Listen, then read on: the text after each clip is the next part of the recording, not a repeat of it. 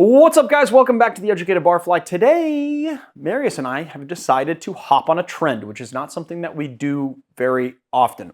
We're actually hopping on two trends today. So I don't know how many of you know or don't know this. I know that this has been unveiled in like limited markets or whatever, but Starbucks recently released a type of coffee called an Oleato, which is an oat milk-based latte that is infused with olive oil. Today's episode is sponsored by Trade. Trade is a coffee subscription service that introduces you to some of the country's best craft roasters. Trade does business not with the big guys, they do business with the little guys, and so you get incredibly good quality coffee. I've been using Trade for well over a year now, and every month they send me a brand new coffee. I don't even know if I've gotten a repeat yet, and guess what? Every single one of those coffees is amazing and right on the nose for the flavor profiles that I like, so that you never run out. You will always have coffee in your house, no more running out to the store in a panic because you don't have your coffee for tomorrow morning. The best thing about Trade is that when you order Trade, you are helping this channel out. So go to drinktrade.com/barfly or type in barfly at checkout for a free bag of coffee with any order. That is drinktrade.com/barfly or barfly at checkout for that free bag of coffee. What are you waiting for? Now that we got all our coffee biz out of the way, let's get into making a cocktail. So Marius found out about this on James Hoffman's YouTube channel. If you guys don't know who James Hoffman is, he's a coffee guru on YouTube. He's like a barista champion or something. I think he was like the first one to sort of unveil this on YouTube, this trend. Maybe, I don't know. He was the first one I saw. He was in Milan just as it happened to happen. And then he went to one of the Starbucks and they said, yeah, sure, you can shoot here. And then he went there and shot all these different cocktails. And the cocktail and the 2 or 3 different drinks that they had. Right, so in the United States, there's very limited markets.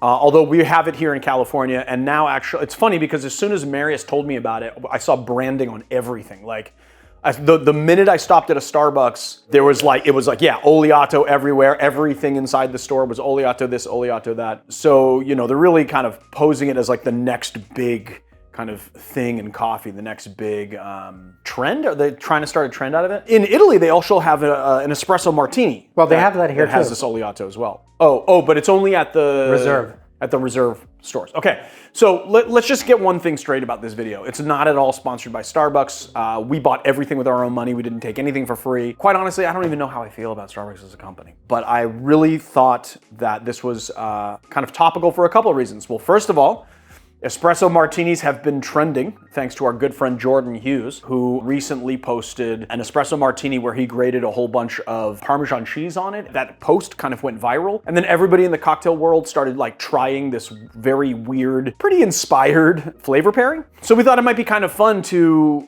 shoot not only this Oleato thing, but then we're also gonna try one with the Parmesan and see what that's all about, because I am very interested to taste that. So a couple of things to mention before we get started. One thing is that we're using Partano, which is the olive oil that Starbucks uses, and they're actually selling these inside Starbucks, these little ones. Mary's picked this up. And although we wanted to try it with the olive oil that they use, it will work with other olive oils. You just want to make sure to get a really high-end olive oil. Lower quality olive oils have this really bitter finish, which you do not want in your cocktail, and you do not want it in your Oleato milk. And then also, I've kind of developed my own way of doing this, so I'm not sure if this is the way Starbucks does it. I'm just doing it myself. Okay, so we're gonna do this in a blender. First thing we're gonna do, we're gonna take 4 ounces of oat milk, and you can use other milks if you want. If you don't like oat milk, you can use almond milk, you can use whole milk, you can use 2%, whatever you want. Any type of plant milk is gonna work for this. But oat milk is what they use at Starbucks, that's what we're doing. So that's 2, 4, and then we're gonna do 1 teaspoon of olive oil here.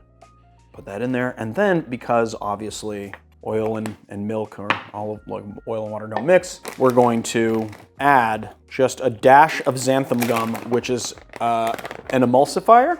It is a thickener as well, so it's gonna thicken it a little bit. And we're just gonna put that in as well. And then we're gonna cap that off. And we're gonna blend it to aerate it and make it into a froth. And I guess you probably could use a frother, but I'm using a blender because it's a little more violent. And that's what I want. I want violence.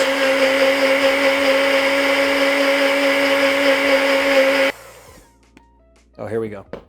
All right, now we're gonna do our espresso martini. 1 ounce of espresso.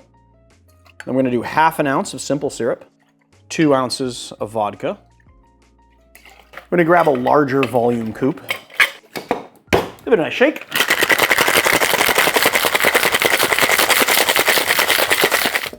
strain this into our coupe like so. Now I'm really hoping, Marius, that this is light enough to just float on top. I'm gonna pour it over the spoon. There it is, the Oleato Espresso Martini. I don't know how they do this. We use the emulsifier, but I can still see kind of some oil up in there. Yeah, all the Starbucks ones that happen too. I mean, I haven't tried the martini, but. Wow, that is pretty freaking good. The olive oil works so well with the coffee and the oat milk. It's incredibly good. I don't know, man. That might be my new favorite espresso martini. Do you want to try this? I wasn't expecting that reaction. I wasn't expecting that reaction either. Yeah, you can see on the lattes and stuff, it separates a little bit like this too. And I used an emulsifier too. Yeah, yeah. That works pretty good, yeah. Goddamn good. That works really well. So there it is, guys. The Oleato Espresso Martini. Definitely worth a mix. Okay, let's make this espresso martini with Parmesan and see what all the hullabaloo is about. Once again, 1 ounce of espresso, ½ an ounce of simple syrup, 2 ounces of vodka,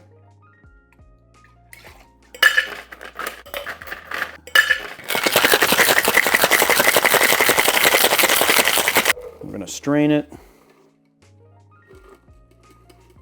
Nice, good quality Parmesan.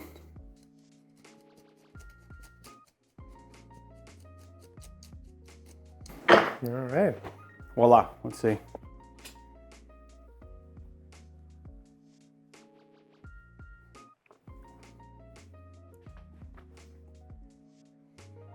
Kind of weird. It's almost as if the flavors don't like really meld together. And so you taste them separately, like you taste the coffee right up front, and then it just kind of devolves to that like sharp, salty, Nutty, and then kind of the salinity of like Parmesan. You just get that Parmesan flavor, but they don't meld together. It's almost as if they're apart, which then kind of begs the question, like, what's the point of this as a garnish? I mean, the experience of it isn't offensive. It's not bad. It's pretty good, but it's just like one doesn't really complement the other, if that makes sense. So not to mention the fact that the Parmesan, that's like you have to eat it. Right, yeah, that's what I was wondering. It's like, it's not, you know what would be better? Is if you took Parmesan and you melted it and you threw it into a jar with some vodka and you like fat washed. You know, because Parmesan's super oily. So if you heat it up, you get oil off of it.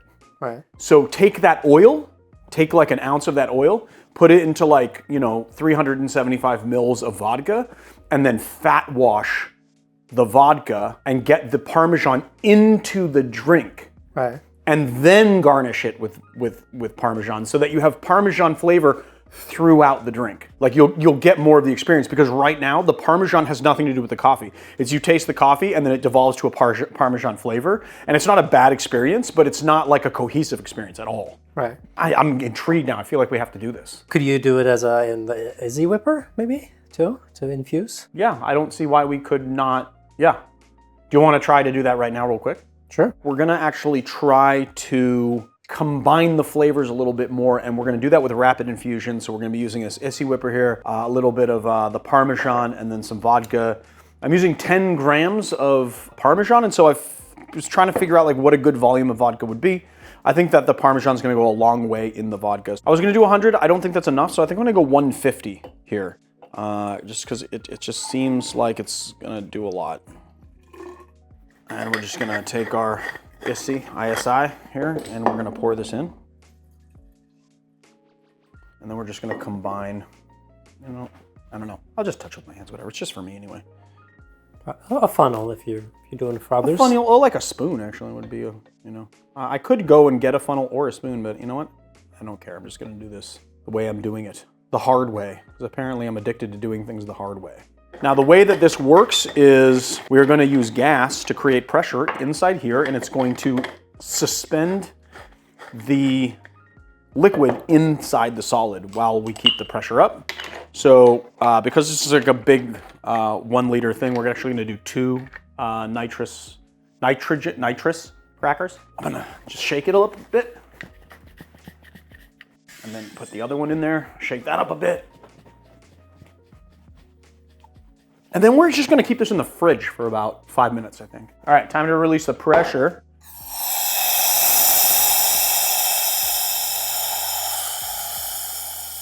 You just wanna do it carefully because you wanna make sure that none of the liquid pops out, which does happen on occasion, but.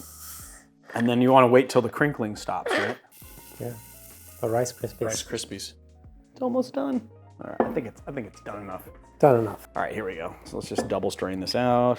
There you go. Parmesan vodka. 1 ounce of espresso. 1/2 ounce of simple. 2 ounces of Parmesan infused vodka. Now, I kind of feel like if you did this and then you put more Parmesan on top, it would make sense, you know? Also, I'm seeing that there's like still a little bit of cheese in there, so you might want to like put it through a coffee filter.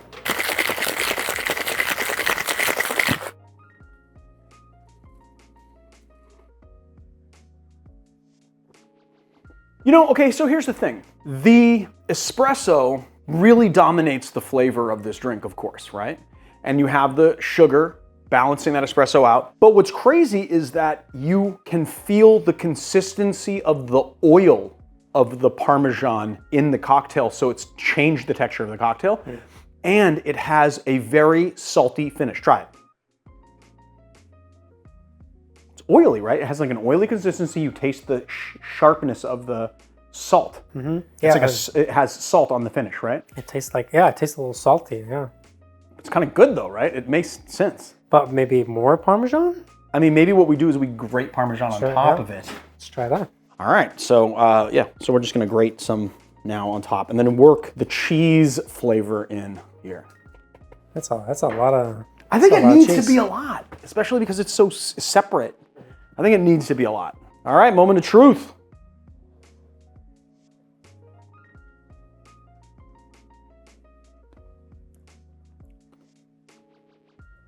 I mean, it's still a weird combination, and it's really strange to have like grated cheese on top of your cocktail, but I will say that I think that the cheese is more cohesive with cheese in the vodka because you get that salinity on the back end and there's more cohesive flavors. But should there be more cheese in the vodka? Maybe, yeah. I mean, the vodka is like, it's Parmesan forward, but it's not super strong. So, you know, maybe we should have done 100 mils. Maybe I was like, you know, maybe it should be more concentrated. So maybe we should like double the amount of Parmesan next time. I don't know. This is gonna take some, we're not gonna work this out today. I do think though that like an espresso martini with Parmesan in it makes it a really nice espresso martini. The garnish though, I'm a little, I don't know.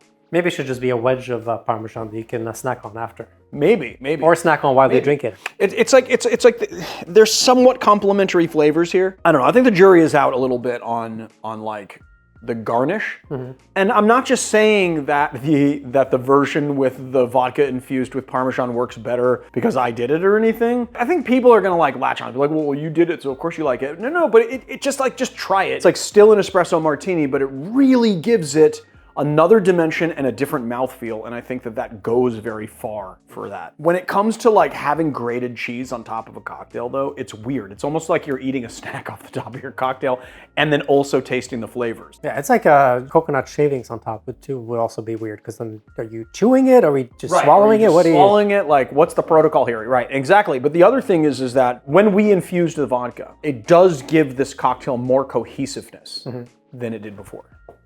So I like this version better than like the last version we tried. Okay, that's it, guys. I hope you like this episode. I feel like we're gonna get more future content out of this episode because I don't know, we've posed a question that we haven't answered. Go out and try your espresso martinis with Parmesan. Tell us what you think, and then definitely try the Oleato. If you do one thing, if you're gonna make one cocktail out of this video, definitely try that Oleato espresso martini. It's pretty gosh darn good. And you will be really surprised. And just remember that if you're using something other than like the olive oil that you can get at Starbucks, if you want to go there or whatever, just make sure you get a really high quality olive oil that isn't going to be very bitter on the finish, has a nice delicate flavor, because that bitterness could really wreck your film. And I guess I'll see you guys on another time.